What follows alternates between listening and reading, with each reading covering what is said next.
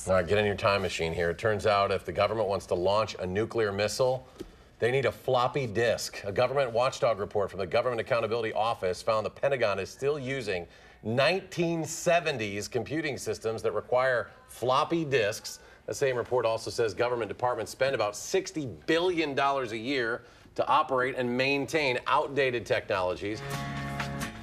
Good evening. Thanks for being with us. A lightning strike is likely the cause of a fire that caused hundreds of thousands of dollars in damage last night. Gary, thank you. Milwaukee police are talking to a man they call a person of interest in the killing of Zalea Jenkins, the 9-year-old girl hit by a stray bullet while watching TV at a home in Milwaukee. Memorial Day weekend almost here. That means many drivers will be hitting the roads. According to AAA, more than 38 million Americans will travel this Memorial Day weekend, and they say it's due to gas prices. The monitoring program will continue through Labor Day. Again, if you're planning a trip to a lake or beach in the Yahara watershed, you can check the conditions before you go. That website is www.lakeforecast.org, and we also have that link at our website, channel3000.com.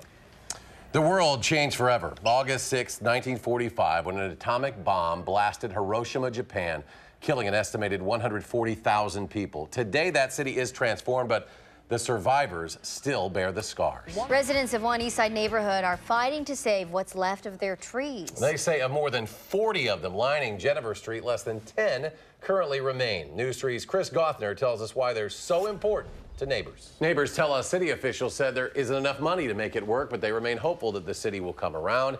We reached out to city forestry officials today, but did not hear back. Screech's freedom has come to a screeching halt. The former Saved by the Bell star, Dustin Diamond, back in a Wisconsin jail tonight. An official says he violated the terms of his parole. Diamond was released from prison in April. He was convicted on charges stemming from a bar fight in 2014.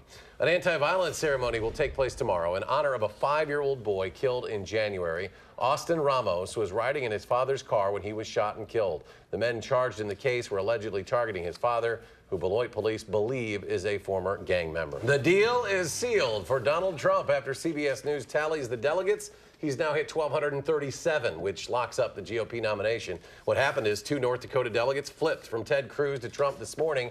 And we can also see an unprecedented debate as Bernie Sanders and Trump say they may square off in a primetime debate that would exclude frontrunner Hillary Clinton, who says not so fast. A one-of-its-kind program from the Clean Lakes Alliance is growing in Madison. The Lake Forecast program monitors water conditions at lakes and beaches. Volunteers are tracking for clarity as well as air and water temperatures at over 70 locations. Beachgoers can get water conditions before they head out, and analyzing this data over a longer period will give them a better sense of the overall health of our lakes.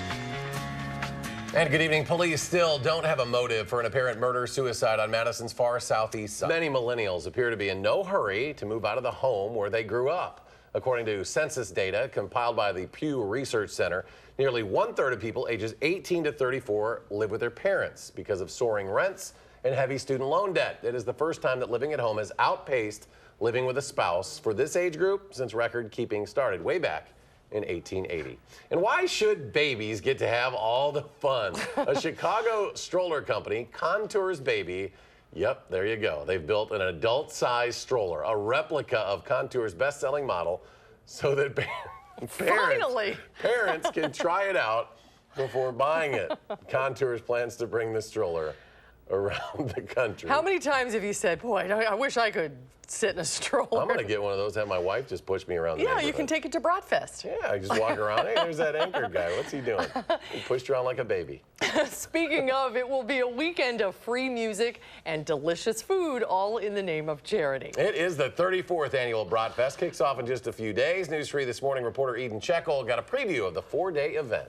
Despite how great medical care is these days, there's still things that we don't have answers for. Wisconsin is joining a multi-state lawsuit against the Obama administration over its directive to public schools to let transgender students use the bathrooms and locker rooms matching their gender identity. This holiday weekend, the boaters will be out on Wisconsin lakes and rivers. Those waterways, of course, a tremendous asset for the state, but they also come with a reality that things can go wrong very quickly. Also, it is a cumulative therapy, so you're not going to see the results you want with just the one treatment. And the company we spoke with, though, is planning on opening a Madison facility before the end of the summer. So if you want to check it out, it appears that opportunity will be here for you. Good evening. The attorney for a man charged in a deadly shooting says his client feared for his life. Business owners in La Crosse simply got tired of the mess those birds were producing. So I did a little research and found out about a contraceptive food called Ovo Control. Family and friends are mourning the loss of a father and daughter killed in an apparent murder-suicide. The home where this tragedy happened was built by the family with the help of Habitat for Humanity back in 2009. Our Keely Arthur joins us live now to share how everything changed in just a few years. Keely? Every month, News 3 reminds you to do a self-breast exam as part of our Buddy Check 3 mission. We also raise money for local families with breast cancer, with the majority of those dollars going towards Susan G. Komen community grants. But for the first time in 18 years, Rock County ran out of its grant money. Welcome back. The number of people going for jobs in law enforcement is dwindling for some departments to the point where they're actually struggling to find qualified